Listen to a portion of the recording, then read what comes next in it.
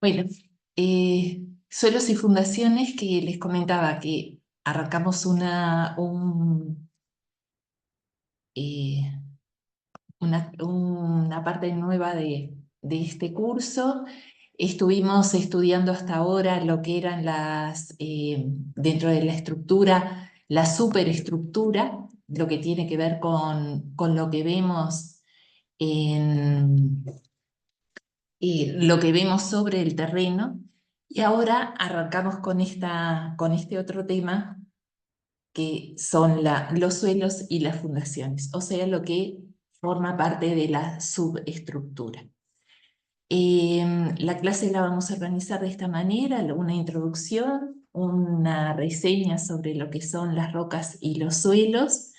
Después iniciamos con una clase de fundaciones que en realidad es un pantallazo de lo que es la fundación o la cimentación, y para ver después criterios de elección y algunos aspectos complementarios que hacen justamente a la estructura toda, en lo que tiene que ver con esto de las fundaciones.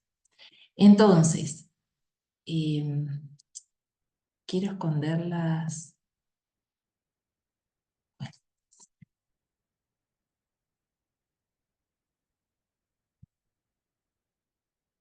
En realidad, hasta ahora lo que veníamos trabajando con los distintos componentes, unidades funcionales dentro de nuestra estructura, conocemos o podíamos determinar las características de los materiales, y bueno, y así aplicarlos a lo que es nuestro cálculo de estructura.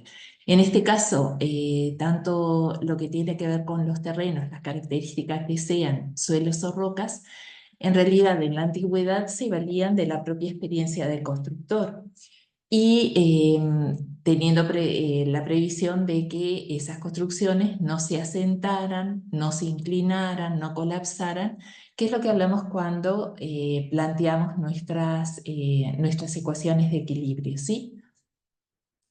Ahora, en este caso, en el año, fíjense que, bueno, acá puse alguno de años claves en lo que hace justamente a la consideración de los terrenos. En el año 1776 se empezaron a aplicar métodos analíticos que tenían que ver justamente con lo que era la teorización sobre este elemento de apoyo al terreno.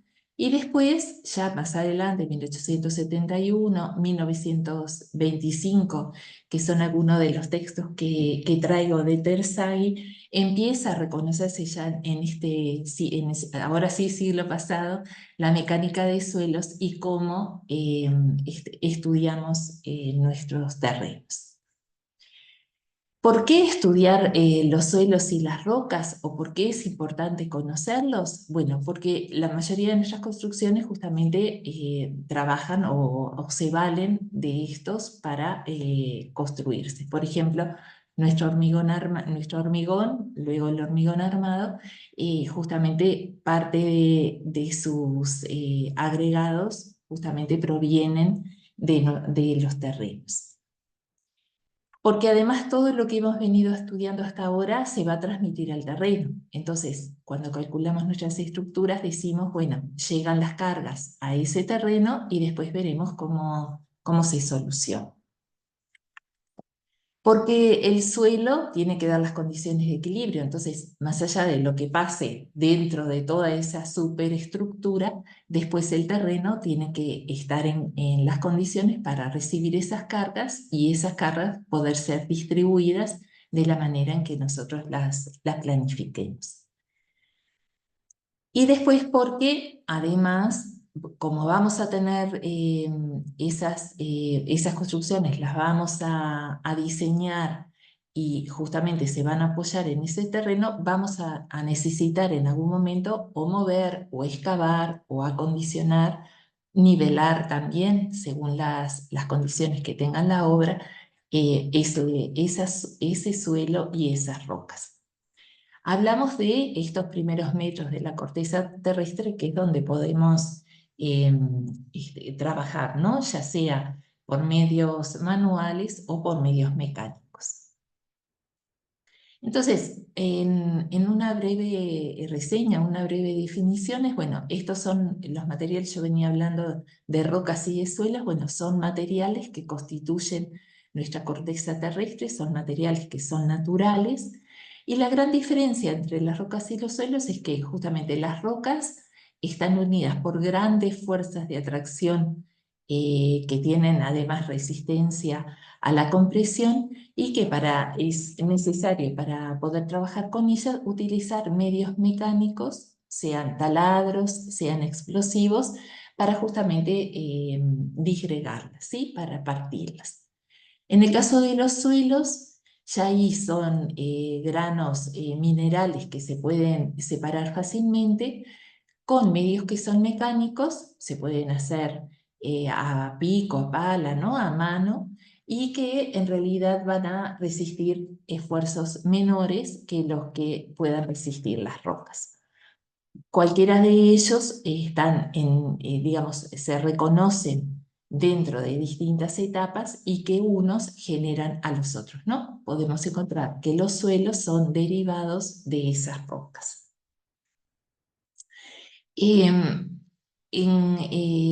Acá hay digamos, un esquema de cómo que está acá abajo, ¿no? La fase sólida, la fase líquida y la fase gaseosa, porque en realidad la fase sólida es lo que nosotros podemos visualizar y esto de lo que componen tanto a los suelos como a las rocas.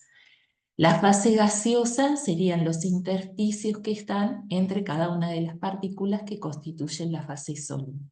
Y en algunos casos podemos encontrar líquidos que hacen justamente o que van a ocupar alguno de esos intersticios que estaban antes ocupados por ahí.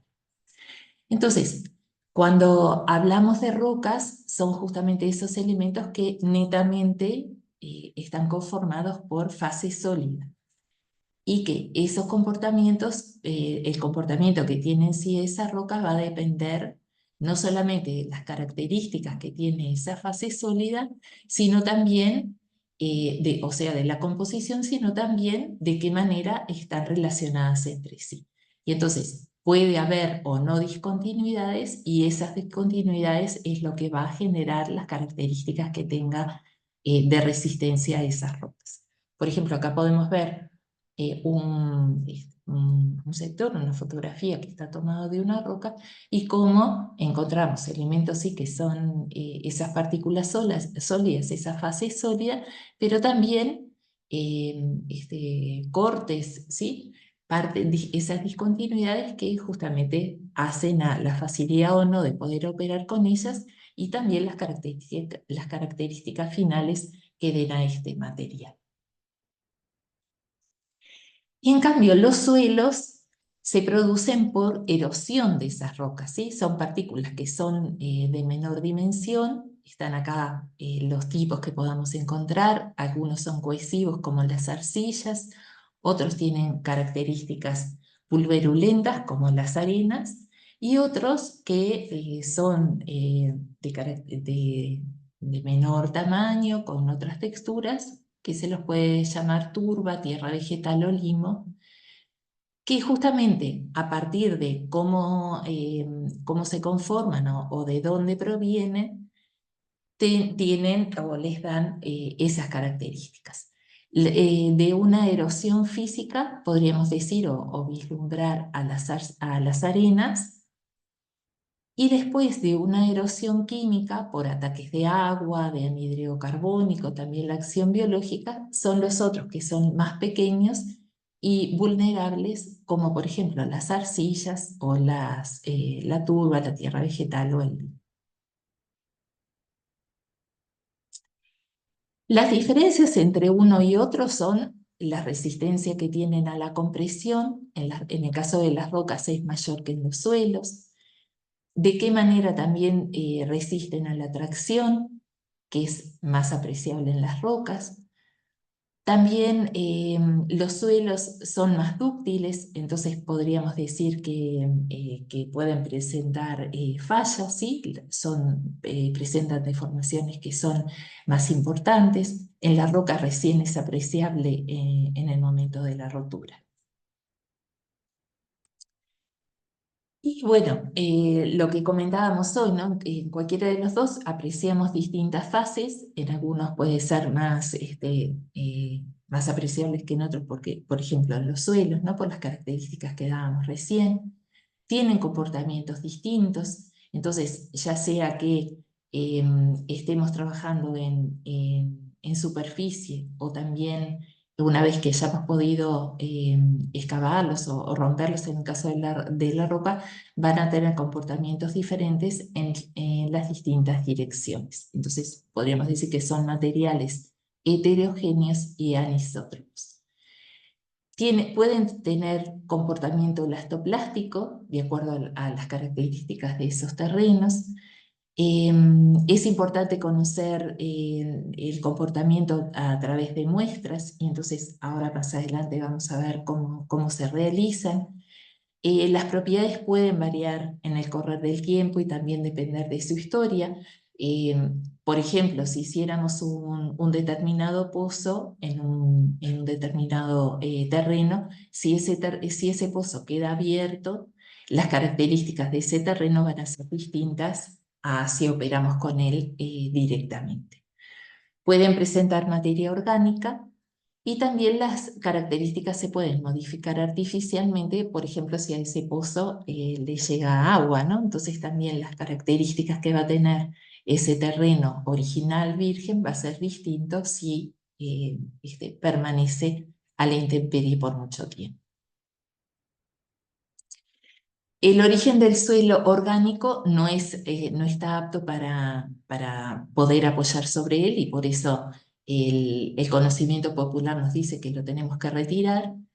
Y después el inorgánico proviene de la descomposición física de estas rocas y entonces puede ser, forma parte entonces ahí nuevamente de las características que dábamos antes, estable y firme, o puede ser suelto y blando y entonces es fácilmente transportable o residual, que es eso que vemos en las propias masas de nuestros terrenos. Yo les decía que el saber popular nos ayuda también en esta caracterización, porque bueno, si conocen la guía de ayuda para el constructor, hay dos personajes que justamente hablan de cómo inician, ¿no? Cómo pueden iniciar sus casas, y entonces se organizan para limpiar el terreno, de qué manera tienen que sacar, bueno, todas las hierbas antes de empezar una construcción, no se olvide de los escombros, ¿no? Entonces, todo lo que esté presente dentro de ese terreno que no hubiese sido el original, aquello que podamos reconocer como parte de esa base para poder fundar nuestras construcciones, deberíamos retirarlos. Entonces, bueno, acá habla de las hierbas, de las grandes piedras, de los montes de tierra y de basura, así como elementos que son ajenos a ese terreno natural y que tenemos que sacarlos para iniciar esa obra. Dice incluso, nada debe molestar cuando vayamos a hacer el replanteo de mi casa. Entonces, bueno, estas tres fases que les comentaba por unidad de volumen, va a hacer que las propiedades de los suelos sean diferentes según hablemos de lo que hace a los granos en sí, de esa fase de terreno, de esa fase sólida, o de los agregados cuando consideramos todas las fases, ¿sí? Y después podemos hablar de propiedades mecánicas y de las propiedades hidráulicas. Entonces, cuando hablamos de esas propiedades de las partículas, las propiedades físicas, de esa parte sólida de lo que es nuestra composición, estos podrían ser algunas de esas propiedades, ¿no? La composición mineralógica, entonces la mineralogía de las partículas, la rugosidad, o sea, cuáles son las características de cada una de esas partículas sólidas, la forma que tienen cada uno de esos elementos, si son redondeados, si se presentan como láminas, o también el tamaño de esas partículas. En sí, cuando hablamos ya ahora de todas las fases, no solo, ¿se acuerdan que en esta consideramos solo la fase sólida? Cuando consideramos ahora todas las fases, podemos hablar de algunas que son cualitativas, como por ejemplo la textura, la estructura, la consistencia, que en realidad la textura y la estructura nos la va a dar la fase sólida, y después la consistencia, esa relación entre todas las fases entre sí, y después las cuantitativas, las que podríamos, mientras que esta la podemos vislumbrar, digamos, en lo que es una apreciación visual, las cuantitativas las precisamos medir de alguna manera. Entonces, serían la porosidad, la densidad relativa, la humedad, el contenido de humedad que tiene ese volumen, el peso, ya sea seco o saturado, ¿sí? Si lo consideramos seco o con humedad, y después el índice de vacíos, que sería la relación de vacíos que hay entre en ese volumen que consideramos de terreno y las partículas que podemos vislumbrar, que son apreciables a la vista. Después, todas estas eran las propiedades físicas. Tenemos también propiedades que son mecánicas, que tiene que ver con la compresión que tiene ese terreno, la compresibilidad, la resistencia al corte, la resistencia que tiene a las deformaciones, las relaciones que tienen entre las tensiones y la deformación del suelo. Todo esto es importante conocerlo o saberlo, porque justamente como vamos a apoyar sobre estos terrenos, necesitamos conocer estas características y de qué manera se pueden dimensionar. Y después la tercera, que era justamente las propiedades hidráulicas, que tienen que ver con la permeabilidad y la capilaridad del terreno. ¿Se acuerdan? Bueno, quienes hayan ya cursado construcción, hablábamos de la capilaridad como un problema dentro de nuestras construcciones, porque bueno, tiene que ver con la posibilidad de que el agua pueda ascender por las superficies, mientras que la permeabilidad tiene que ver con la capacidad que tiene de captar esa agua, ¿sí? Y después, bueno, ahora teniendo presente, conocemos esas propiedades de los terrenos, también precisamos clasificarlos. Y para ello podríamos utilizar tres posibilidades, que sería clasificarlos por tamaño, clasificarlos por plasticidad y después clasificarlos por tipo de suelo. Entonces, a los efectos del tamaño, obviamente que ese tamaño lo que vamos a poder dimensionar es la fase sólida, ¿sí? Lo que contamos, esas partículas que podemos visualizar. Vamos a hacerlo, por ejemplo, a partir de tamices. Estos tamices lo que hace es tener, bueno, conforme también serían como los tamices que utilizamos en la cocina, ¿no? Como para poder tamizar la harina. Acá lo estamos haciendo con los suelos. Entonces, como cada uno de estos tamices tienen distinta separación, ¿sí? Los huecos que quedan de esa malla del tamiz son diferentes, y tenemos la posibilidad entonces de captar, a ver acá, de captar de acuerdo al porcentaje de pasante de esas partículas a partir de cada uno de los tamices, los materiales que son de fracción más fina, como el limo y las arcillas, y los materiales que son más gruesos, como la grava y la arena. Difieren en tamaño, son los que van a quedar en las partículas, en los tamices que son los primeros tamices, ¿no? Que son los que tienen la separación mayor, y después a partir de esos, como van, digamos, pasando entre un tamiz y otro. Lo que se tamiza es a partir de digamos, mecánicamente, como para poder generar la cantidad de golpes controlados, ¿sí? como para que me permitan hacer justamente ese tamizado, que en el caso de, yo lo planteaba recién, la cocina, lo hacemos manualmente, esto tiene que estar regulado de manera en que permita una determinada cantidad de movimiento a partir de el terreno que uno tiene. Y después lo que va pasando, ese terreno que es pasante, se va midiendo para tener en cuenta, bueno, cuál es la composición final de ese terreno. Entonces, una vez que lo pudimos clasificar por tamaño, también deberíamos clasificarlo por la plasticidad. Y entonces, en este caso, lo que se hace es ver cuáles son las características de esos terrenos, esas propiedades que me van a permitir clasificarlos de esta manera. Y entonces, esa plasticidad lograda a partir de agua me va a generar distintas consistencias de acuerdo a la cantidad de agua que se tenga. Y si uno conoce lo que es la característica del terreno, sabe que digamos, el agua lo que hace es generar materiales que son plásticos que también se puedan deshidratar. Y entonces hay un método que es el de Atterberg, que lo que hace es, de acuerdo a los contenidos de agua, genera límites para los estados de consistencia de ese terreno.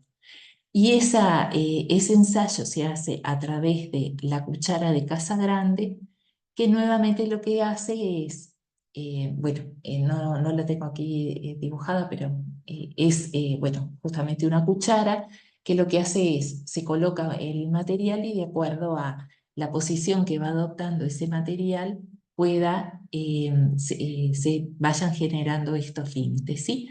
Esta es una fotografía justamente del libro de Terzaghi, que es en la clasificación, la carta de plasticidad, a partir de estos límites, el límite líquido de 50 o el límite líquido de 30, se generan las divisiones de alta plasticidad, mediana plasticidad y baja plasticidad.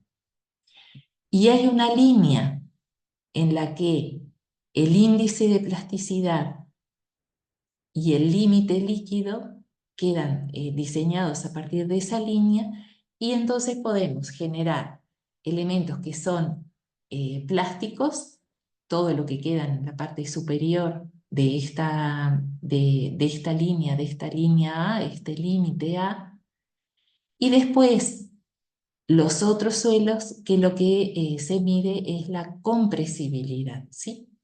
Mientras que estos tienen determinados grados o determinadas indicaciones de líquidos, en este caso lo que se llega es a la deshumectación de esos terrenos y eso facilita que sean compresibles, ¿sí? Y después, este sistema unificado de clasificación de suelos, lo que hace es, bueno, miren, esto tendría que haberlo colocado en esta otra diapositiva después del tamaño de las partículas, lo que hace es, de acuerdo a ese tamizado y los residuos que van quedando en los distintos tamices, ¿cómo podemos clasificarlos? Bueno, las primeras son las gravas y la arena, que son los primeros remanentes dentro del tamiz, hasta llegar a limos y arcillas y suelos orgánicos que van quedando como residuos en los otros tamices. Y de allí, bueno, todas las distintas clasificaciones según los distintos elementos que son pasantes, ¿sí? Están relacionados independientemente de las fases, pero sí en sí lo que se van generando son esas partículas de los remanentes sólidos. Entonces, ¿por qué nos interesa identificar a los suelos? Porque justamente, como les comentaba, va a ser justamente el elemento donde vamos a apoyar lo que veníamos estudiando antes, ¿sí? Los muros portantes, que fueron los que vimos para el primer parcial, y los soportes, que son con los que estuvimos trabajando hasta ahora, para justamente apoyar estas dos unidades funcionales y de qué manera apoyan, rozan o contienen el terreno de acuerdo a las profundidades sobre las que vamos a cimentar. Y entonces, esas características que tienen, ya sea del comportamiento del terreno como de las características de la estructura, es lo que me va a definir las fundaciones o las cimentaciones. Entonces, también apelando a estos otros, a los mismos personajes que veíamos ahora, nos dice que ninguno de estos tipos de estructuras pueden funcionar sin una correcta cimentación. Y entonces, de esa cimentación, esos cimientos que vayamos a elegir, va a tener que ver con garantizar el equilibrio global de la construcción a partir de un conjunto de dispositivos, que estos son las cimentaciones o fundaciones, que resuelven justamente la transición entre la estructura que veníamos estudiando hasta ahora, ¿sí?, y los suelos en los que van a apoyar. Lo que conocemos del suelo es que tienen menor capacidad portante que los materiales que hemos estudiado para diseñar la estructura de nuestros edificios, y que las cargas que esa estructura va a transmitir no tiene que sobrepasar la capacidad portante que tiene ese terreno. Entonces, en la medida en que esas cimentaciones van a apoyar sobre ese terreno, lo que vamos a hacer es que esa cimentación medie con ese terreno con distintas superficies, mayor superficie o menor superficie, de acuerdo a las características que tengan el terreno, esas características del terreno, y también las cargas que van a llegar a él, ¿sí?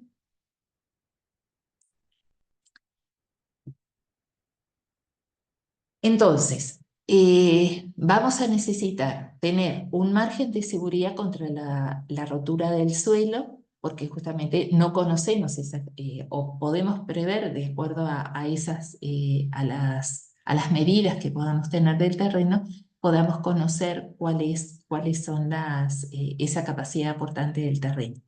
Pero lo que vamos a hacer es diseñar teniendo un margen de seguridad contra la rotura de ese suelo.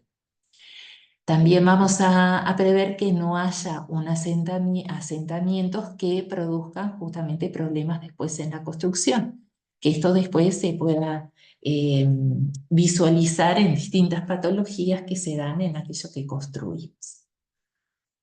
También que vamos a generar que las condiciones durante la vida útil de la construcción sean las mismas que cuando se inició esa construcción, ¿sí?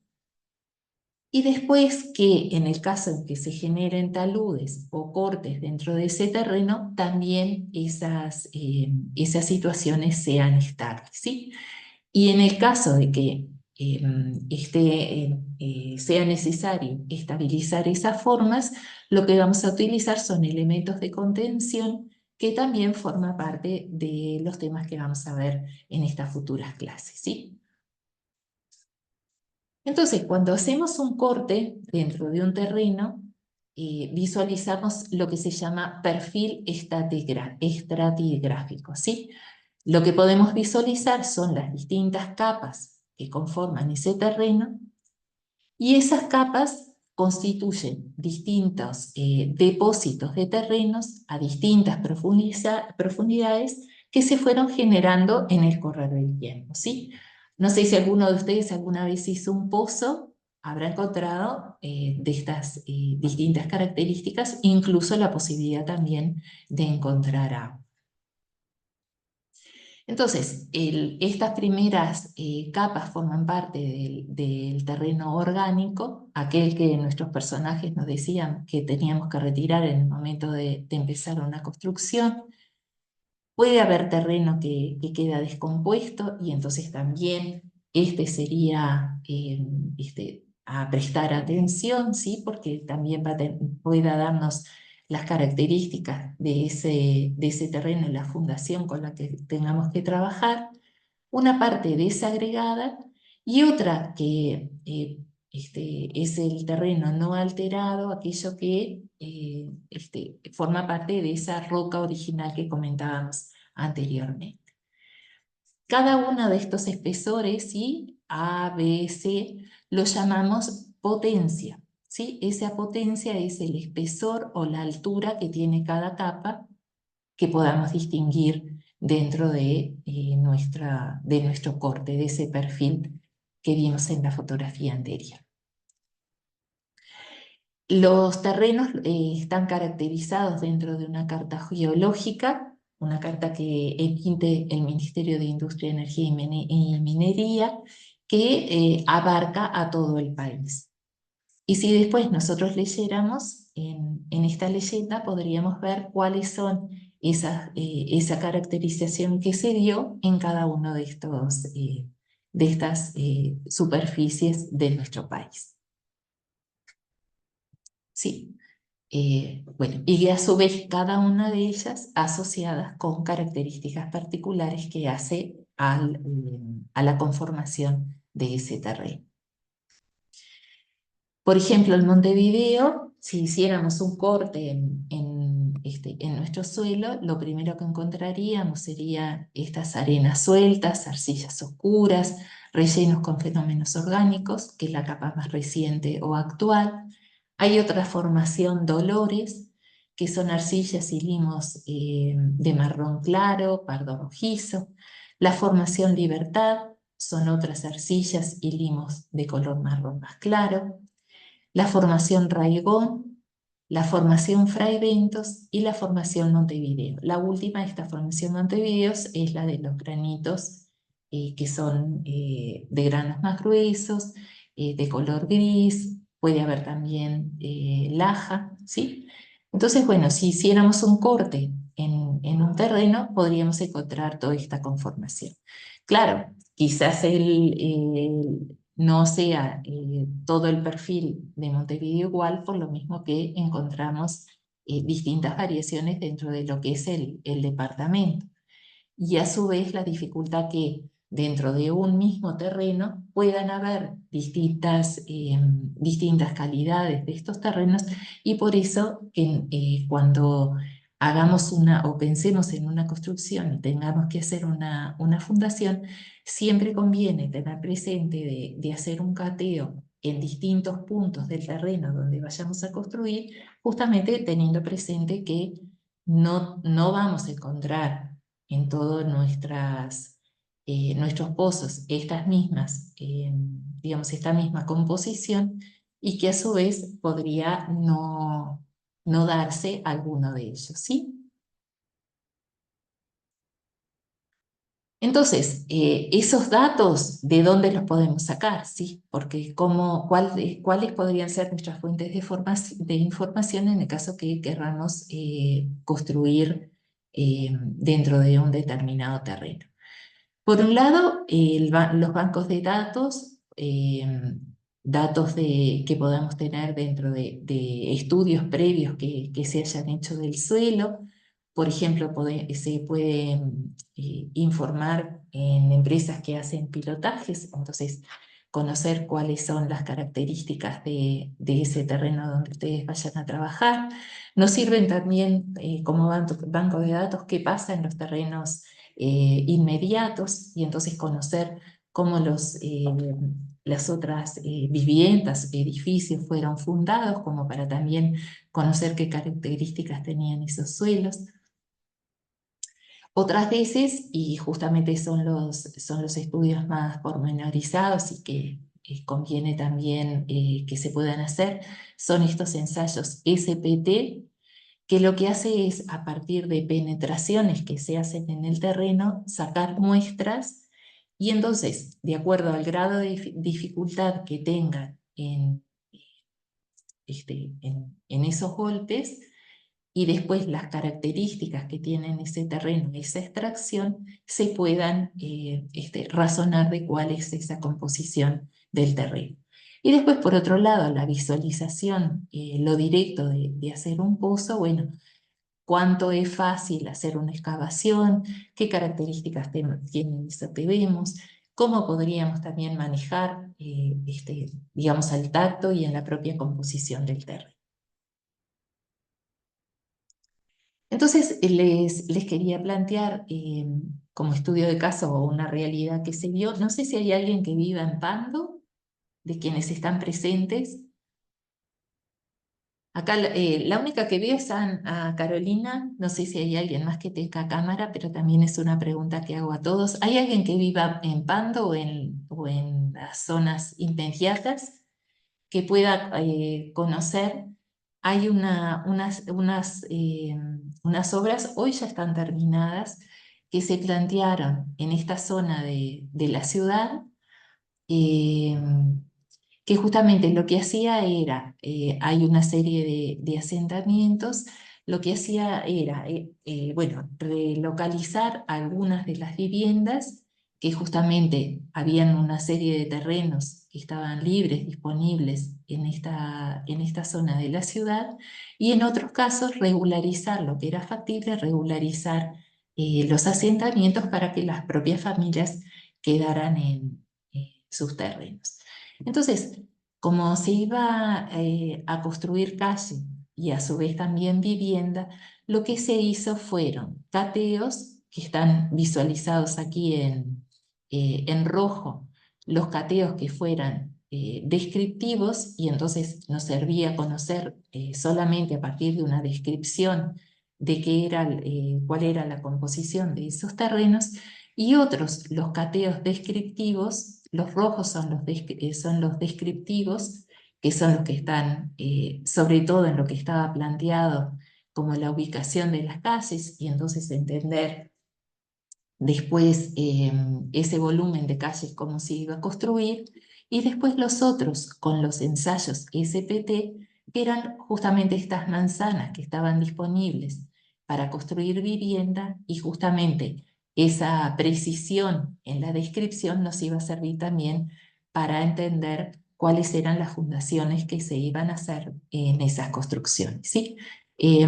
Me tocó trabajar justamente en el proyecto de estas en el proyecto todo, ¿no? Porque era un proyecto en el área precaria de Pando Norte, a través de CSI Ingenieros. Entonces, bueno, la fuente proviene de ese tiempo de trabajo. Entonces, lo que se hizo fue organizar cateos. Esos cateos estaban numerados en todo el recorrido, en toda la superficie de esta zona de Pando. Cada uno de esos cateos, esa extracción de las muestras, dio determinadas características. Se sabía la profundidad, porque se precisaba conocer la profundidad. Se tamizaron en cada uno de esa extracción, se tamizaron los terrenos. Entonces justamente viene a colación de aquellos tamices que yo les mostraba precedentemente, y entonces el porcentaje de pasantes, que son estos valores que están aquí, de acuerdo a la malla de cada uno de esos tamices.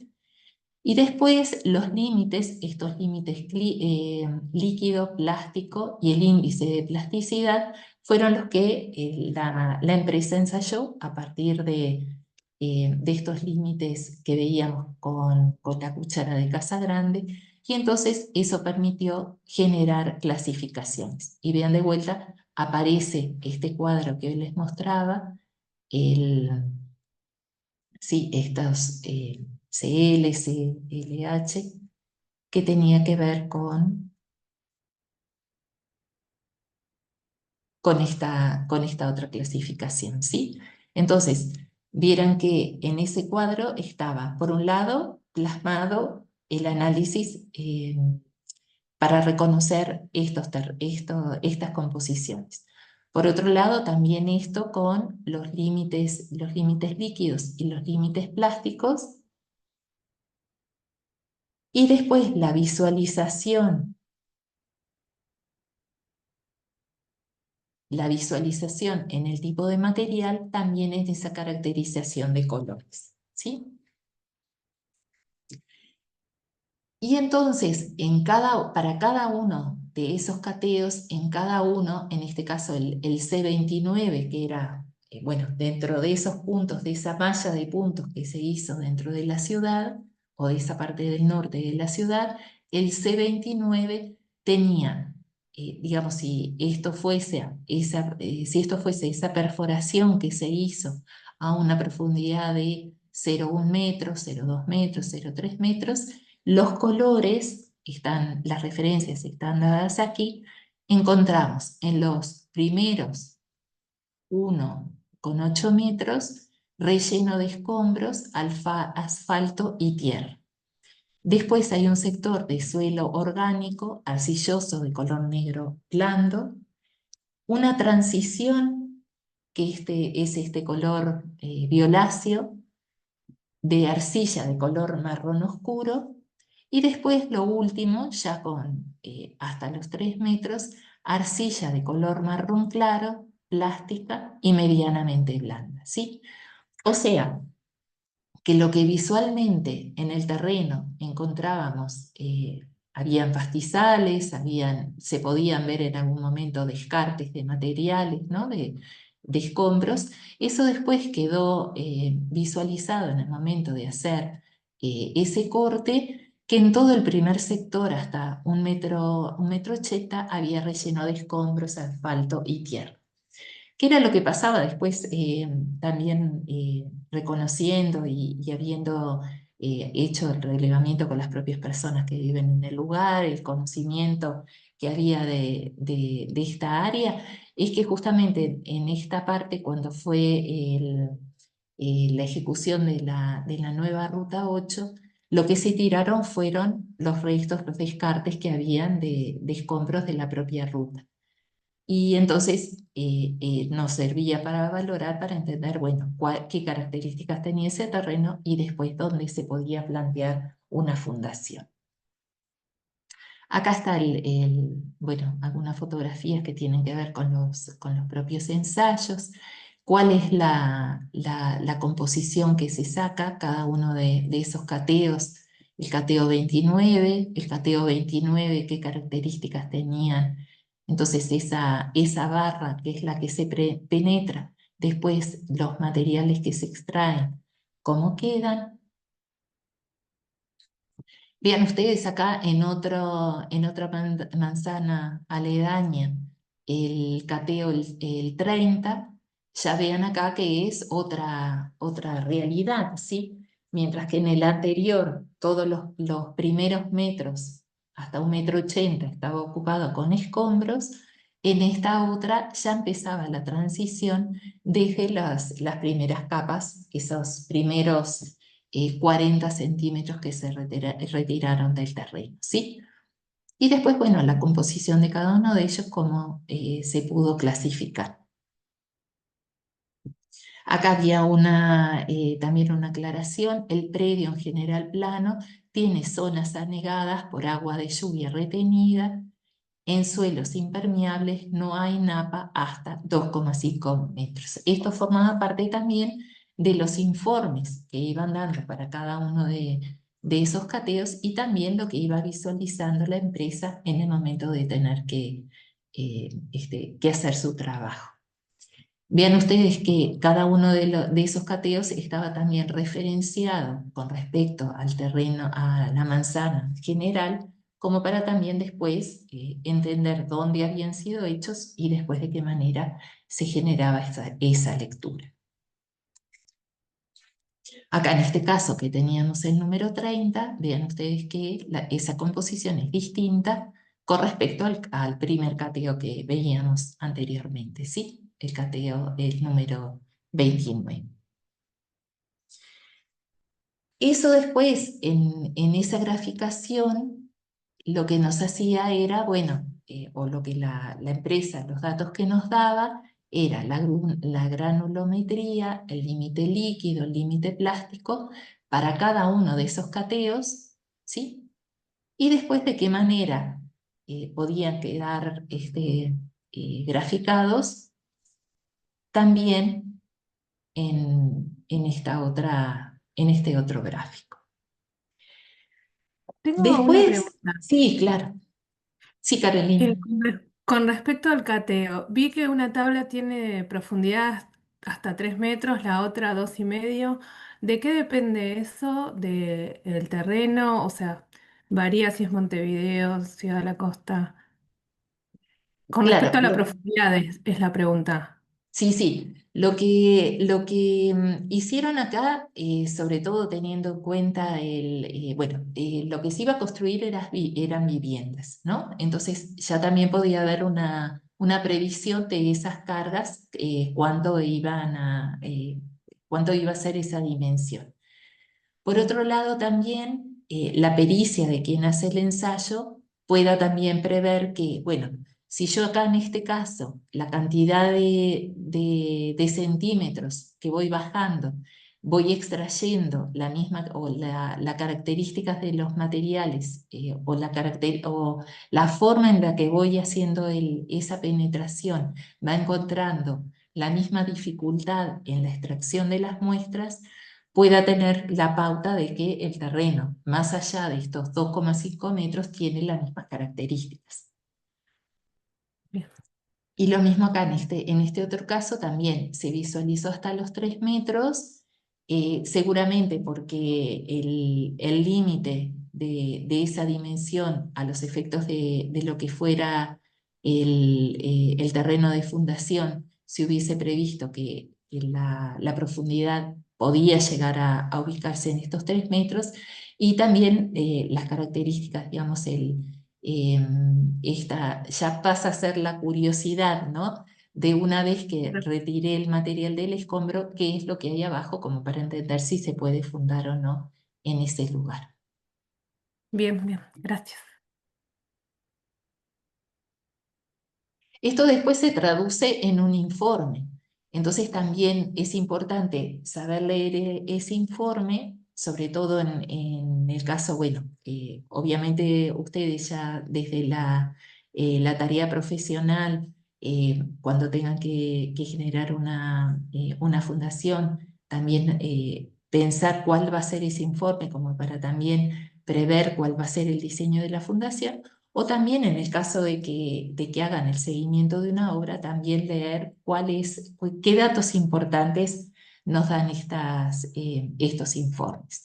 Entonces, por un lado, que en este caso se hicieron cateos, y esos cateos después generan muestras, y esas muestras tienen que estar a la vista como información que se pide para justamente estudiar estos terrenos. Las características del material, y entonces lo que se extrajo es arcilla marrón clara, típica de materiales de la formación Libertad. Entonces, también en ese caso, bueno, conocer de qué se trata esta formación Libertad, que eso también lo da la bibliografía. Después, si hay o no agua, también debería estar escrito en el informe. Entonces, vean ustedes que en ningún caso, hasta las profundidades máximas excavadas, de 2,5 metros, 3 metros, en el caso del cateo 29, no se constató agua libre, ¿sí?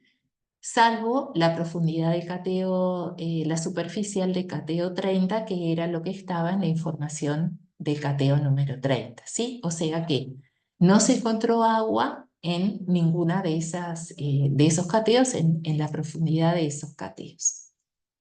Las tensiones de trabajo están dadas justamente en los resultados de los ensayos SPT, permite asumir a dichos niveles, o sea, esos niveles a los que se llegó, tensiones de trabajo del orden de 1,5 kilos por centímetro cuadrado.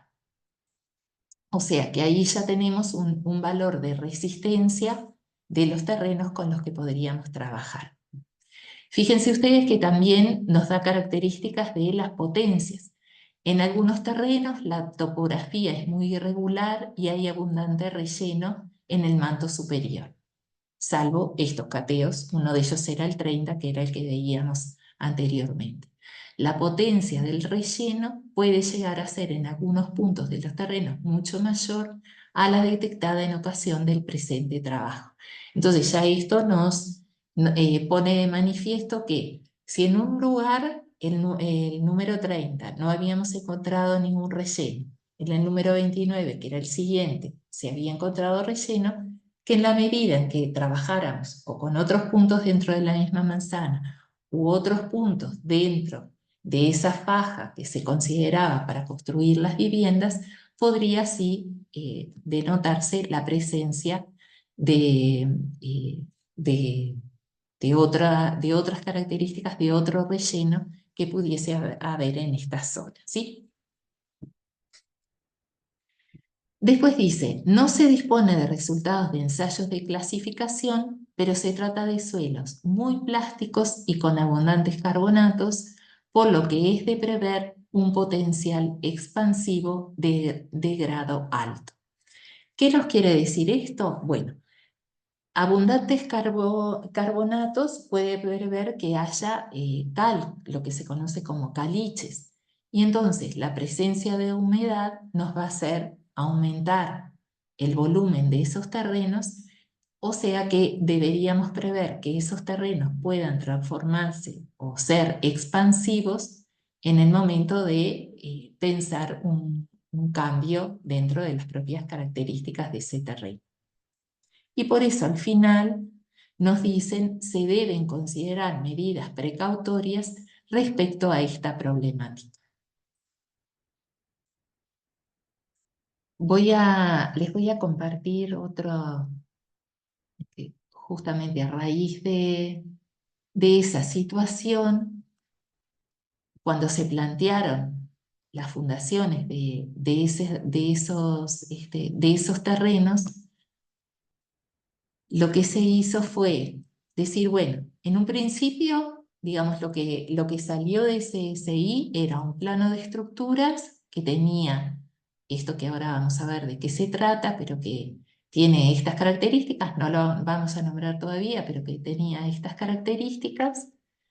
El esquema de bases está dado así, ¿no? Es un hormigón que apoya a una determinada profundidad, pero vean ustedes que previendo esos cambios en el volumen, se prevía justamente descalzar todas las vigas de fundación.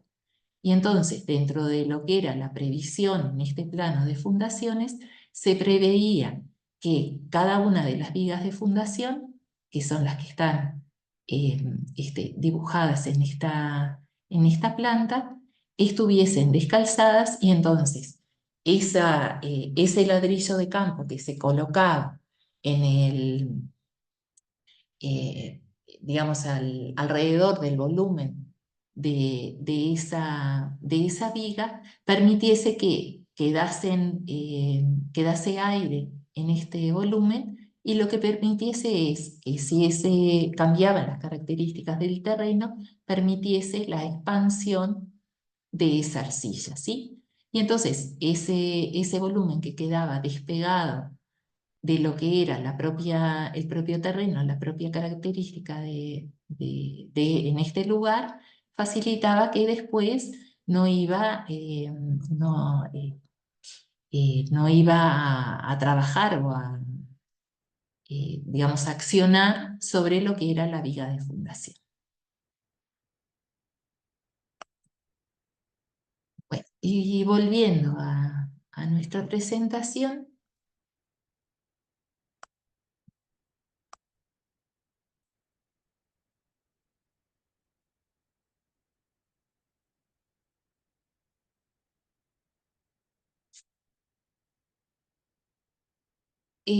cuando nos daban las tensiones de trabajo, justamente esto que nos decía, bueno, tiene tantos decanewtons por centímetro cuadrado, tiene que ver con la cantidad de golpes y la consistencia con la que se da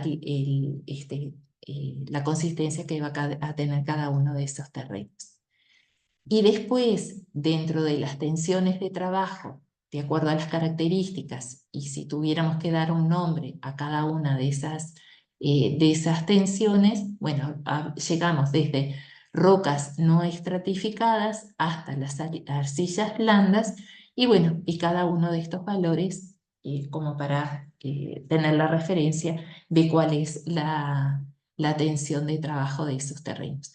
Esto es útil porque, por ejemplo, pensando ya en el parcial, estos valores que nosotros les demos como dato, les va a servir justamente para dimensionar lo que sean las superficies de apoyo de cada una de ya sea, bueno, cuando trabajábamos con muros portantes o ahora que trabajábamos con elementos que tienen una descarga puntual, nos va a servir justamente para dimensionar cuál es la superficie sobre la que va a apoyar cada uno de esos terrenos, de cada una de esos elementos estructurales que llegan al terreno. Y después, otra forma que veíamos ya estando en campo, ya ahora teniendo en cuenta cómo es el terreno y pudiendo visualizar, era justamente o una inspección visual. ¿Se acuerdan que veíamos tres maneras? Esta era la última, la inspección visual, o sea, ya tenemos descubierto el terreno y lo que nosotros podemos ver de acuerdo a nuestra experticia, qué características tiene eso que vemos, ensayo de sacudimiento, ensayo de rotura, de plasticidad, al olfato, de ácido y al brillo, que obviamente estas son formas manuales que tenemos de analizarlo, ¿sí? La inspección visual nos podrá decir, bueno, tenemos grava, arena, limo, arcilla, todas las combinaciones, hay materia orgánica, no hay materia orgánica, y la manera que tenemos de visualizar eso es, bueno, cuáles son los granos con lo que contamos, ¿no? ¿Cuál es el material que vemos a simple vista? Otra manera también, a partir del terreno que podamos colocarnos en las manos, si lo sacudimos, podamos ver, bueno, si es fácil de sacudir o no, si se disgrega, si tiene humedad. Podríamos desmenuzarlo y entonces también ver si es fácil de romper o no. El grado de plasticidad es si nosotros hiciéramos así como cuando jugábamos con plasticina, ¿no? De qué manera si nosotros tratamos de primero saber si se puede hacer estos cilindros o no. Y entonces también en la medida en que esos cilindros se rompen, también podríamos ver o visualizar estos dos estados. Después al olfato, también reconocer si eso tiene olor a tierra, por ejemplo, ¿no? Como cuando estamos en un jardín, ¿no? Y que visualizamos ese olfato. El ensayo de ácido, por ejemplo, si colocáramos un limón y entonces entender, ¿no? Si exprimimos un limón sobre el terreno, ver también si hay carbonatos, entra en efervescencia. También el brillo, si hay arcilla, puede hacer un terreno más brillante. Obviamente que estos son ensayos manuales que uno puede hacer en el momento de ver la realidad de una obra. Ya si pensamos en datos que sean más precisos, obviamente que tienen que ver con todo lo que veíamos anteriormente, que hace justamente entrar a la práctica de un laboratorio, de un ensayo mecánico para poder entender cuál es la composición de esos términos. ¿Por qué es importante conocer? Y entonces esto que veíamos antes de iniciar de proyectar una cimentación, porque justamente en ese corte que se haga de ese terreno podemos entender los estratos y cómo es las características de esa estratificación, la capacidad portante de las distintas capas de cada uno de esos estratos, conocer si hay posibilidad de expansión o no de ese terreno, y entonces eso es bien importante en las arcillas, y a su vez también qué compresión pueda tener el terreno, qué deformación pueda darse, si es rígido o no. Entonces, bueno, todo esto tiene que ver con el terreno, con los suelos. No sé si hay alguna pregunta con respecto a esta primera parte de la clase.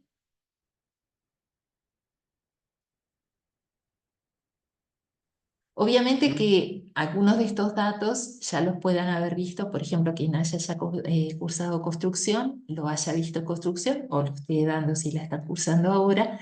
Acá lo que quisimos poner es como el detalle o hacer el hincapié que nosotros ahora estamos trabajando en lo que es la parte de estructuras y entonces cuán importante es conocer estas características porque justamente vamos a apoyar con nuestras fundaciones lo que hace a las construcciones que habíamos trabajado hasta ahora, ¿sí?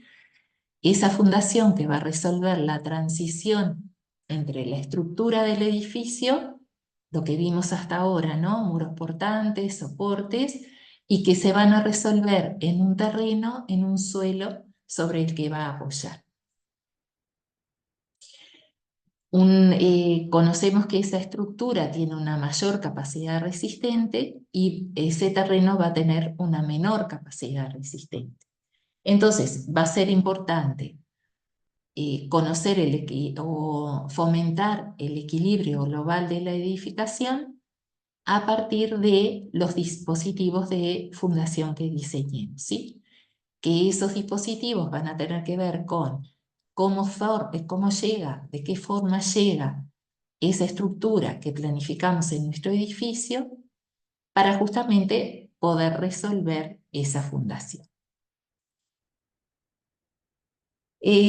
Hay dos materiales que es importante conocer y que están a disposición. Los dispositivos de fundación, que es una publicación que hizo el equipo de estabilidad de las construcciones 3. Yo la subí, está dentro del material que compartí para la clase. Y después, obviamente, la norma UNIT 1050, que es con la que hemos trabajado en todo el transcurso del semestre. Y que también da indicaciones, porque justamente algunas de las fundaciones forman parte de estructuras de hormigón eh, armado y que justamente hacen también a la definición de esta norma. Entonces, en esta graficación, lo que vemos es, bueno, de qué manera las cargas puedan llegar puntualmente. Por ejemplo, lo último que hemos analizado, los soportes, de qué manera llegan puntualmente, los podamos resolver con cimentaciones que son puntuales o cimentaciones masivas, lo que llamamos a los dados de hormigón ciclópeo, o corridos, como es el caso de los muros portantes, que justamente a partir de una carga de distribución lineal, lo que vamos a hacer también es diseñar cimientos que son corridos. Estos, más que nada, son sistemas que son superficiales y los contraponemos con otros que son profundos, que serían los pilotes, y de qué manera hay un cabezal que genera la transición entre el pilar, que es lo que calculamos, lo que estamos calculando hoy dentro del curso, y cómo un cabezal genera la transición con los pilotes. Después habrán distintas situaciones en si encontramos cada uno de estos elementos aislados dentro de lo que es nuestra construcción o si estamos trabajando con terrenos que están construidos o construcciones que están construidas entre medianeras, también tengamos algunas dificultades cuando se generen los dispositivos de medianeras. Lo que hace a la construcción de cabezales es una clase que se va a dar la próxima, el miércoles, y después la resolución de dispositivos en medianeras lo vamos a ver el lunes que viene. Y entonces, acá en otra clasificación, lo que veíamos recién era por la distribución de la reacción del terreno, y entonces llegamos con cargas que son puntuales, superficiales, lineales o corridas, puntuales también, cuál es la forma en que se transmite directamente o indirectamente, por ejemplo, a partir de los pilotes y ese cabezal. Y después los dispositivos dados, patines, plateas, dados o patines corridos, patines y pilotes, de acuerdo a la profundidad, los podríamos también clasificar de acuerdo a la profundidad con la que vamos a disponer a ese dispositivo de fundación. Nos manejamos, bueno, estos son rangos, pero a veces según la bibliografía o según también la experiencia de cada uno puede decir, bueno, son superficiales si llegamos hasta 1,5 metros, o más profundas si llegamos, o semiprofundas hasta 3,5 metros, o profundas si son más, si superamos estos 3,5 metros. ¿Alguna pregunta hasta acá? No, por ahora Bueno, no. nos iba a decir, quiero creer que están por ahí. Bueno, ahora el planteo es ver cómo podrían ser solución cada uno de estos dispositivos de fundación si lo que planteamos es una vivienda.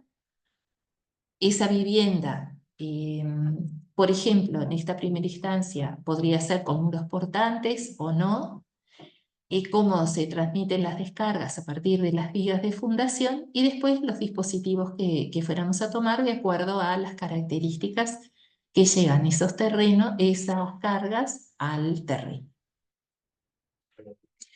Entonces, en el primer caso, los patines de cimentación, tenemos acá un dibujo, esto que es más claro. Decimos que es una placa, un elemento de hormigón que llega a esa superficie del terreno, a veces se diseña de volumen constante, otras veces esa sección puede ser variable, y bueno, las distintas formas de construir según sea una sección circular o poligonal, lo que sea, lo que venga del pilar, y los ejes en los que están planteados se deben considerar justamente, no solamente por el posicionamiento de ese patín con respecto al propio pilar, a cómo llega a ese pilar, sino también para entender cuál es la inercia de cada uno de esos elementos con respecto al pilar original.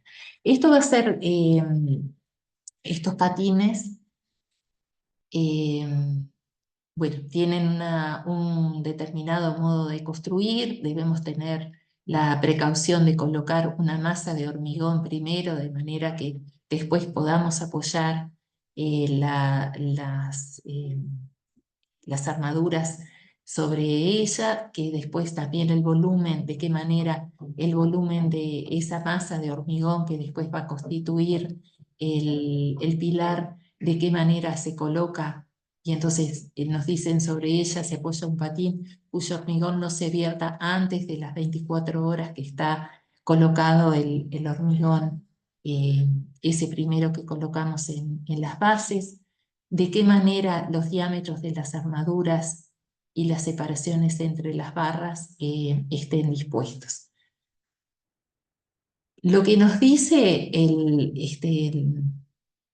la norma es que tenemos 4 tipos de patines, cada uno con sus dimensiones y el relacionamiento de esas dimensiones, así como están en esta tabla.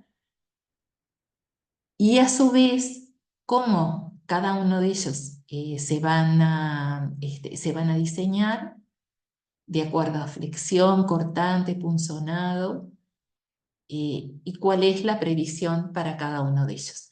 Ya les digo, la parte de los patines en sí los vamos a ver en la clase que viene, no, la otra. Sí, la clase que viene vamos a conocer de qué se trata dimensionar los elementos como elementos rígidos y entonces qué modelo de cálculo vamos a tener para ese dimensionado.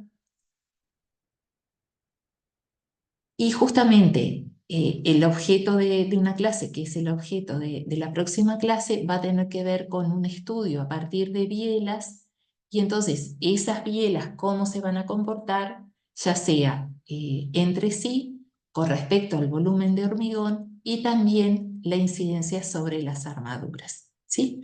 Esto va a ser parte de la próxima clase, es parte de un modelo con el que vamos a estudiar, vamos a dimensionar no solamente estos patines, sino también los cabezales de los pilotes.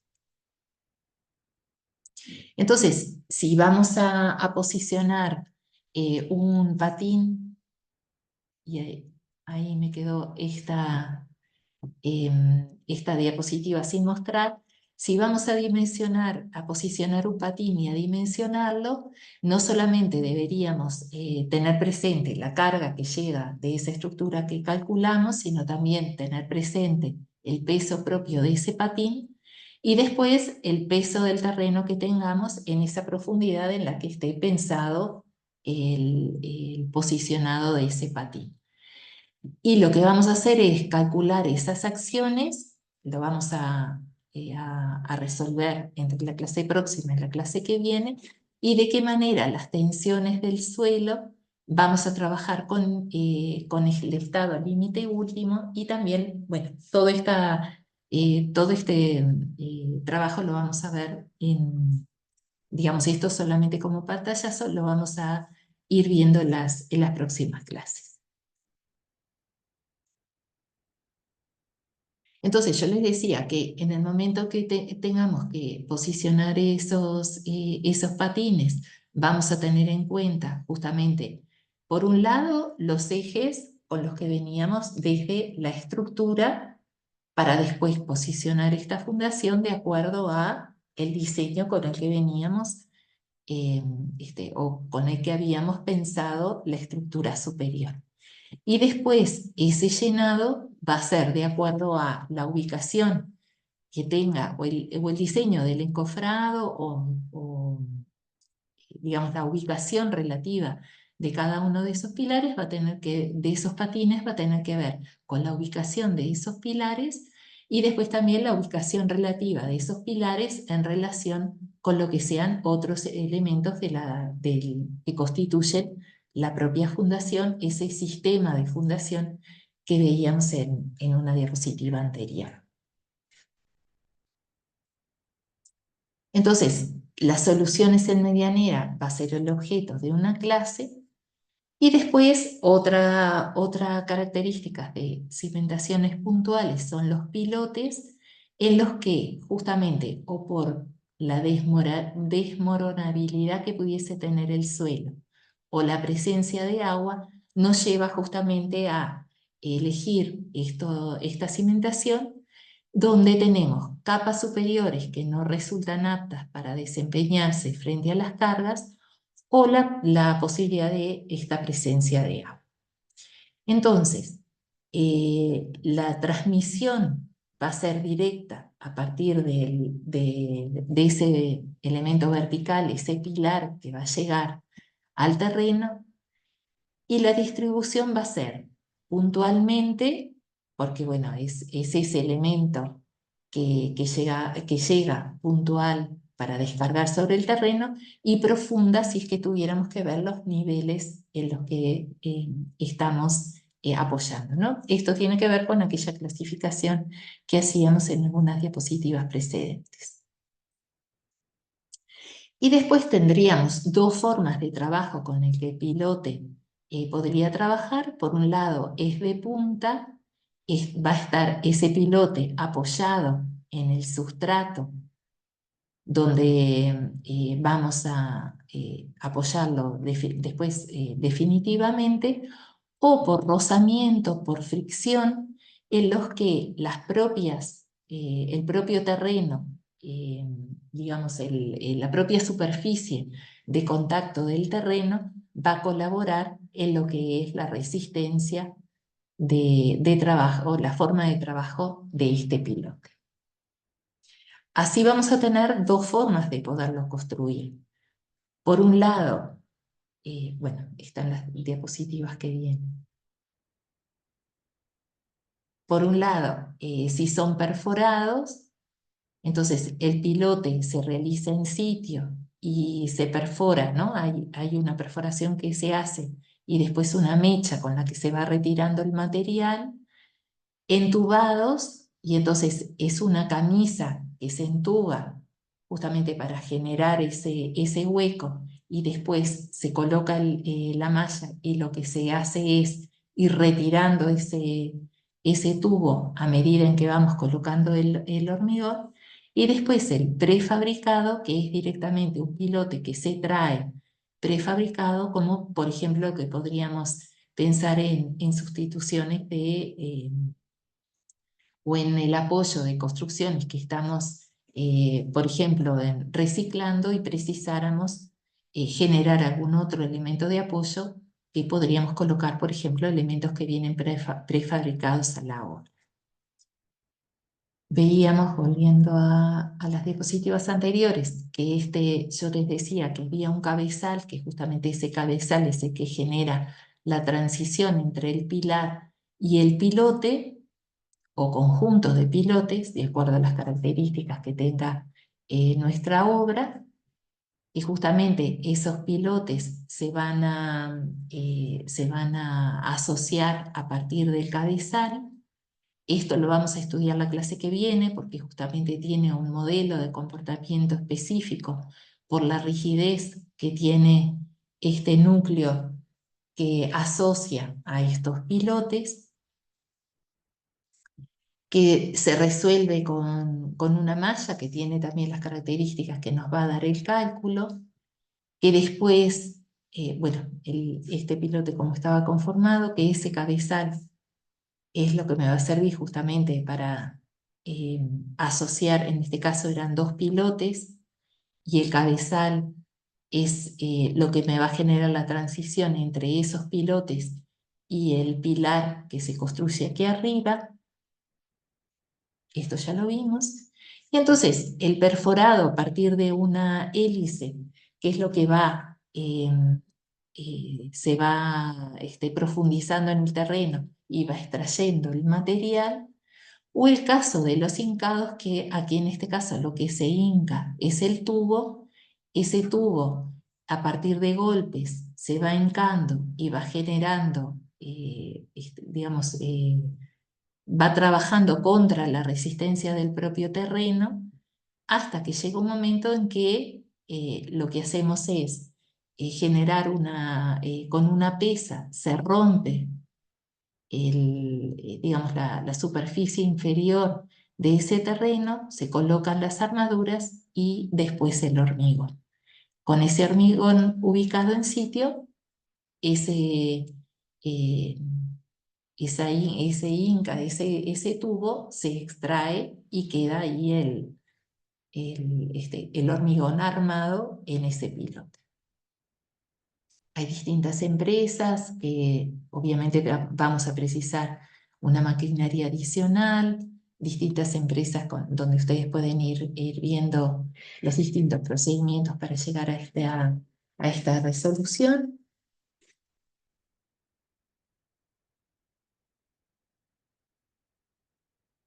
Obviamente también lo que es tanto los temas de seguridad como de distribución de superficies que vamos a precisar van a ser diferentes a si hiciéramos una excavación que es manual. Y después finalmente, bueno, esto es lo que queda del trabajo de la pilotera, para después poder resolver el dado ubicado aquí arriba. El cabezal, ¿no? Ese dado de hormigón, no dado, ese cabezal de hormigón sí es un elemento, un volumen de hormigón. Dado es lo que venía ahora en la próxima diapositiva, un dado de hormigón ciclópeo, que lo que tenemos es adecuado para cargas moderadas. Las dimensiones que están planteadas son las que podamos excavar a pala o con algún elemento mecánico. El terreno es recomendado para terrenos que no son desmoronables, porque justamente ese pozo que hacemos no debería quedar ese volumen consolidado, y no, digamos, esa extracción que hicimos de terreno debería quedar ese volumen consolidado y no que se desmorone. No lleva armaduras, justamente porque lo que colocamos son piedras que quedan embebidas en hormigón, y da una recomendación de una altura máxima de 60 centímetros.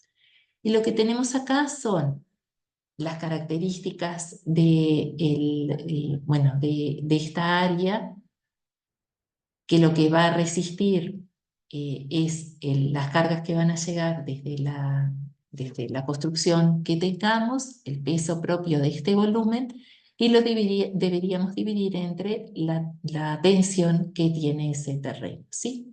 Acá están hechas unas cuentas como para tener en cuenta, estas fórmulas como para tener en cuenta, bueno, esa área que va a tener eh, el esa área de apoyo va a ser esa fuerza por el volumen que tiene ese dado de hormigón ciclopio. Acá tenemos el peso específico del hormigón ciclopio para poder operar, lo que implica ese dimensionado de de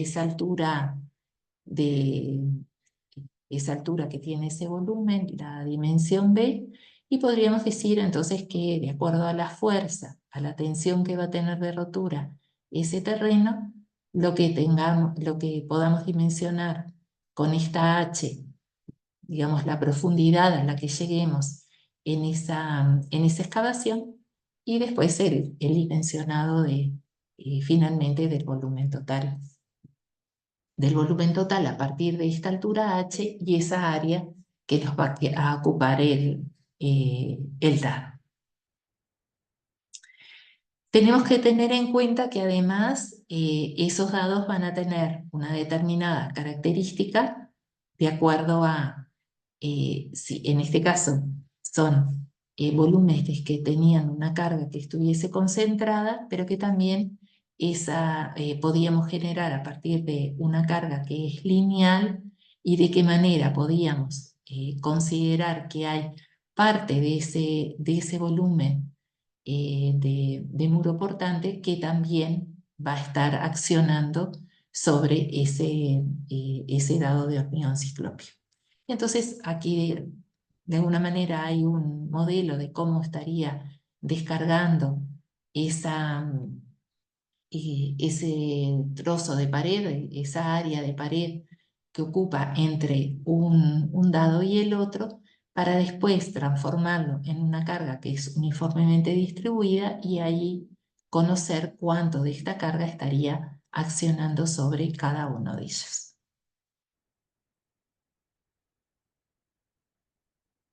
Bueno, y acá el procedimiento para poderlos calcular.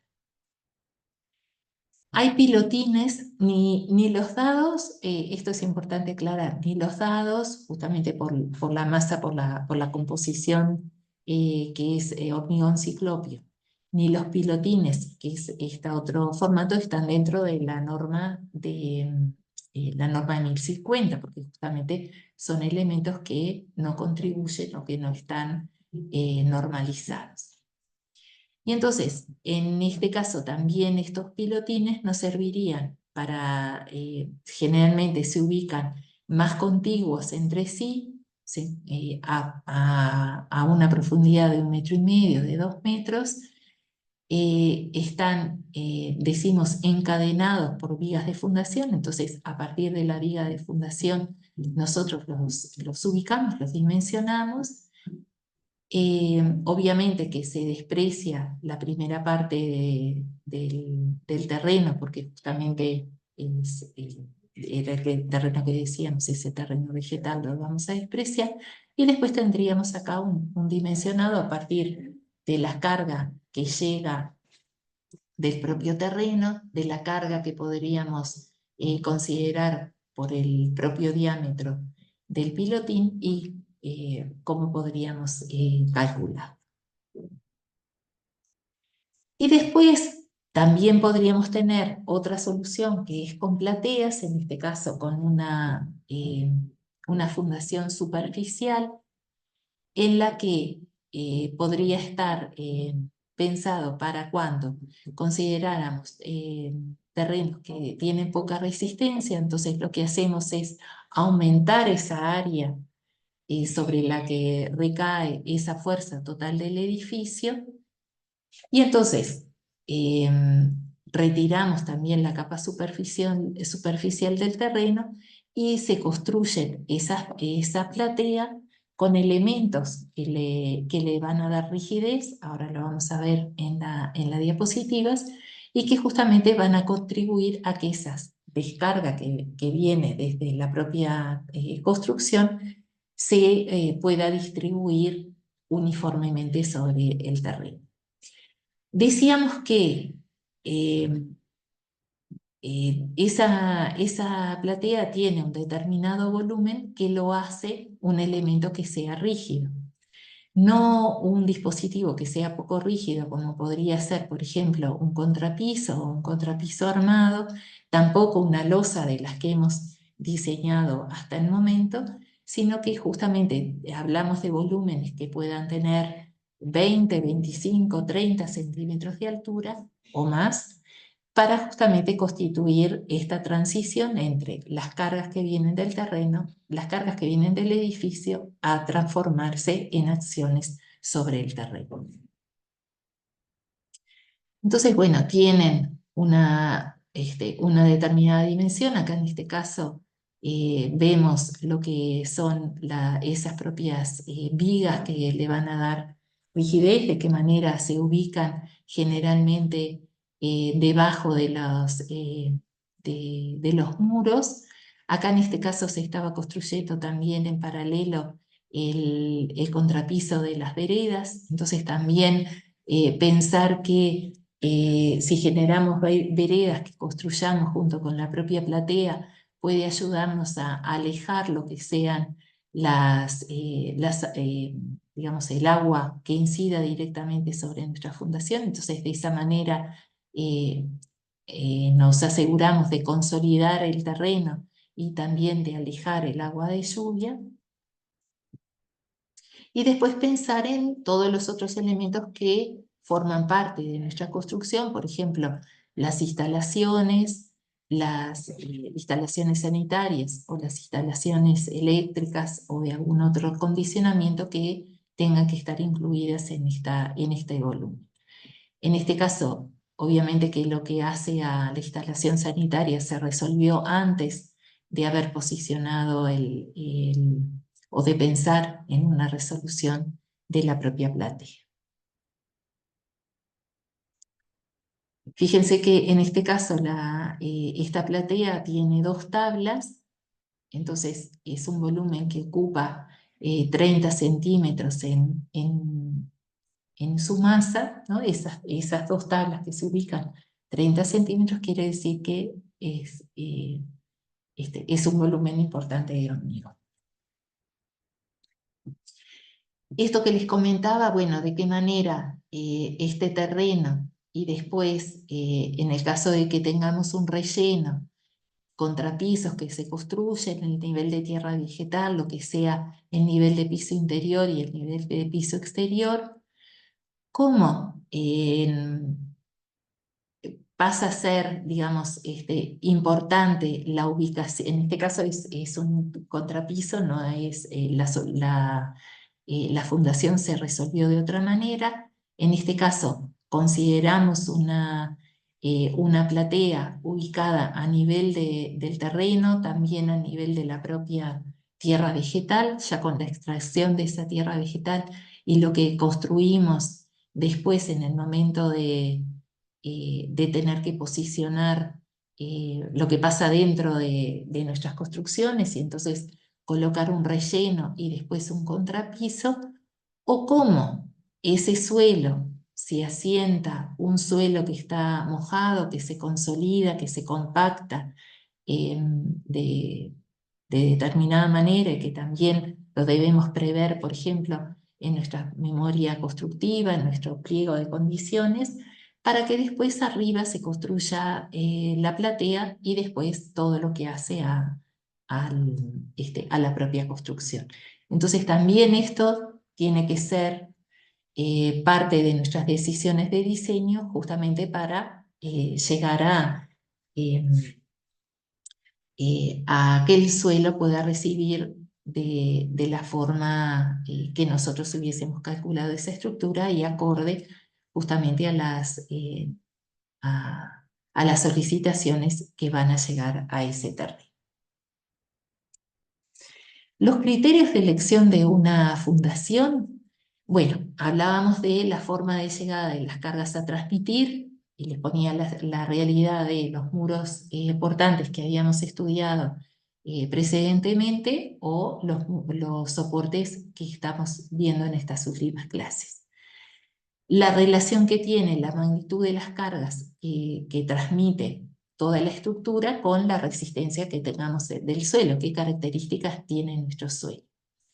La profundidad de ese suelo. Y entonces esa profundidad va a condicionar los procedimientos constructivos, cómo vamos a llegar a hacer un pozo, no solamente por las características de ese pozo, la dimensión que pueda tener ese pozo, sino también pensar en las personas que van a trabajar para realizar esas tareas.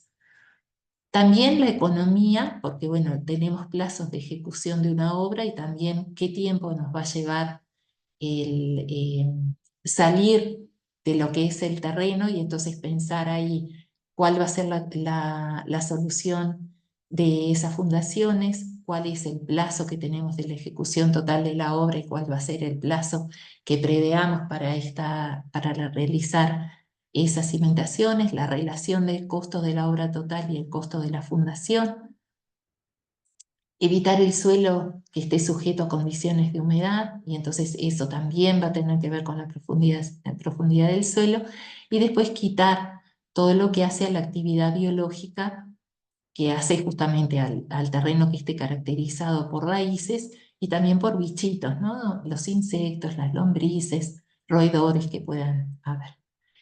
Y después caracterizar el dispositivo de acuerdo a la forma en que se va a ejecutar, el procedimiento de ejecución, la posibilidad que tengamos de ejecutarlo y la seguridad para esa ejecución. Y después la deformabilidad que tengamos, que pueda estar prevista para el terreno, porque justamente asientos importantes que se den, asientos diferenciales que se puedan dar en la construcción, son todos elementos que debemos prever y que después no vaya en detrimento de la propia obra y eso después se traduzca en patologías. Y después, obviamente, las variaciones de la humedad que se puedan dar en el propio suelo. En este caso, por ejemplo, podamos haber visto en nuestras propias casas las variaciones que se dieron en la humedad de los terrenos aledaños en épocas de sequía, como la sequía que tuvimos hace poco tiempo, y después, por ejemplo, fisuraciones que se puedan dar dentro de nuestros propios muros justamente por esas variaciones de humedad. Entonces, resumiendo, razones técnicas, ya ahora para decidir en esa fundación, todas las cotas de esas cimentaciones tienen que ser la misma.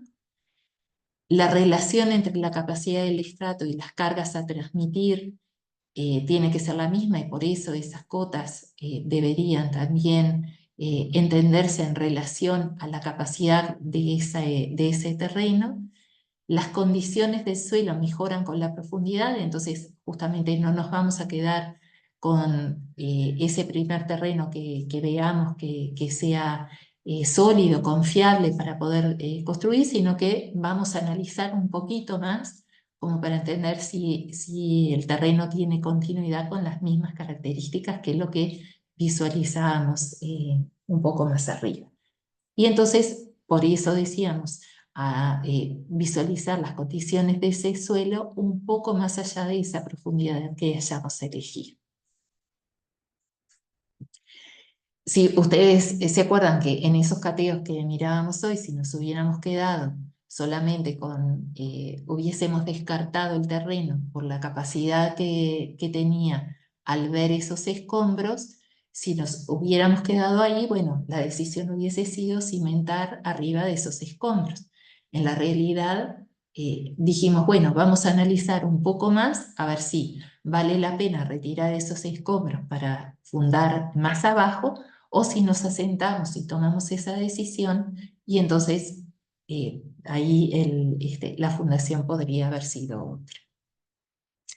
Razones económicas, porque justamente puede implicar mejorar las condiciones, si excavamos un poco más, mejorar las condiciones del terreno y entonces tomar otras decisiones en cuanto a los dispositivos, esa área va a disminuir con respecto a un área mayor que tengamos que dar porque los terrenos sean menos resistentes.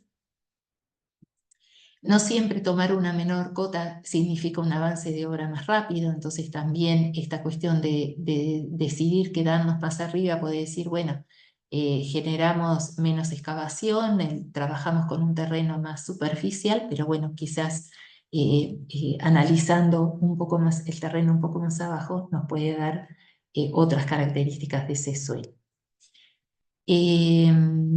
La profundidad del estrato se vincula con el dispositivo adecuado para alcanzarlo con economía y después, como decía previamente, el plazo de obra, el plazo de la obra, la ejecución de esa cimentación y la ubicación de la obra también puede ayudarnos a decidir por una cimentación o por la otra.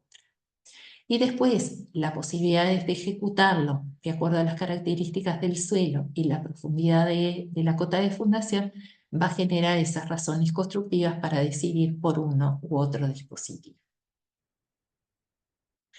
Si nos referimos a la memoria de cálculo y entonces qué es lo que deberíamos tener presente en el momento de pensar en nuestras cimentaciones, bueno, la norma UNIT 590 que nos decía, bueno, cómo se redacta esa norma de cálculo, decía en los casos que requiera, bueno, esto forma parte del texto.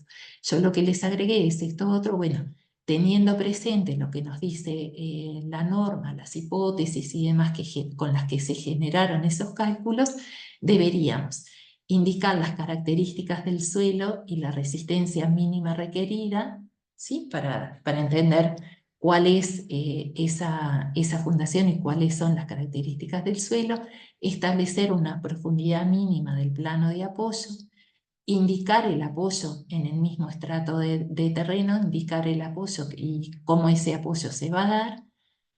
A nivel de fundación, bueno, esto también, pero ya es parte del procedimiento constructivo y entonces decir que hay una determinada cantidad de centímetros que se colocan de hormigón antes de iniciar un patín y después cómo va a ser el posicionado de ese hormigón para construir el resto del patín. Y después también indicaciones de seguridad que tienen que ver con la propia seguridad de la obra y también con la propia seguridad del procedimiento constructivo que vamos a hacer para generar esa excavación. Por ejemplo, pensar en que hay alguien que va a trabajar dentro de lo que es porque se decide hacer a mano un determinado pozo, deberíamos prever que ese pozo se haga de las dimensiones que va a llevar el patín, pero que también tenemos a una persona que está trabajando para llevar adelante esa tarea. Entonces, parecería que este pozo debería haberse previsto también con la posibilidad de que esta persona se mueva libremente, con los tiempos que le lleve sacar cada una de estas paladas, y entonces la dimensión del pozo tendría que haber sido superior para facilitar justamente el trabajo y el desempeño de esta persona. Lo mismo, si tenemos o prevemos excavaciones que lleven una determinada profundidad, no deberíamos promover que los propios trabajadores se muevan con un entablonado que salva determinadas distancias que estaban ubicadas con otro terreno que es más firme, pero que a partir de su propio trabajo genere inseguridad para sí mismos y también para otros trabajadores. Entonces también cuidar o prever las condiciones de seguridad en la obra toda. Y después, como aspectos complementarios, y ya ahora cerrando la clase, también prever que las cimentaciones generan presiones que van a generar diferencias en el comportamiento de los terrenos, que estas serían, una vez que decidimos, bueno, el plano de apoyo de esa fundación, cualquiera que fuere, esa carga que se va a dar va a actuar sobre las partículas. Esas partículas van a estar, si nosotros pudiéramos desarrollar, y acá generamos líneas, lo que se llaman isobaras, Esas líneas que miden las mismas tensiones que se dan en el comportamiento del suelo, esas tensiones van a ser en la profundidad, van a variar en el recorrido, en la profundidad que tengamos en ese suelo, pero tengamos presente que generalmente no trabajamos con un solo punto de apoyo, sino que esas fundaciones justamente constituyen un sistema de fundaciones, están asociadas entre sí y entonces en la medida en la que colocamos planos de apoyo o volúmenes de apoyo que son muy contiguos entre sí, esas isobaras empiezan a interactuar entre ellas. Y entonces a veces es mejor pensar no solo en fundaciones que quedan separadas, sino asociarlas en un mismo volumen, pensar en una superficie que sea algo mayor, pero que justamente esta distribución se dé en un solo lugar. Después otra situación que tenemos es cuando en un terreno que se plantea este terreno original, realizamos una excavación, esto que yo les decía, bueno, tengamos en cuenta qué características tiene ese terreno para entender si se desmorona o no. En algunos casos, bueno, esas partículas van a conformar fuerzas que son, bueno, el propio peso de la partícula que va a tender a deslizarse, las acciones de las otras partículas que van a tender a que se queden en su lugar. Y entonces, bueno, eso podríamos plantear, eh, digamos que de esa forma se conforman los taludes, ¿sí? Ahora, cuando tenemos taludes con pendientes mayores, donde ese rozamiento interno no se genera, es que justamente se va a dar el desmoronamiento de esos terrenos. Y justamente a partir de esos, de esos desmoronamientos, muchas veces lo que hacemos es generar cortes, esos cortes, ¿de qué manera se van a mantener o confiamos en la estabilidad de ese corte a partir de elementos que los contienen, de lo que llamamos muros de contención, ¿sí? Ese muro de contención vuelve a darle la condición de equilibrio a ese terreno. También esto va a ser parte de una clase en particular para estudiarlos también, pero no quería dejarlo pasar porque forma parte justamente de las características con las que trabajamos con terrenos cuando estamos pensando en nuestras construcciones. Les dejo parte de las referencias bibliográficas que utilicé para la clase. Y ya les digo, esta publicación quedó dentro del link que les compartí para poder descargar la clase. Estos libros se encuentran en biblioteca, también la norma UNIT y la norma UNIT 1050. No sé si hay alguna pregunta que quieran hacer. Dejo de compartir.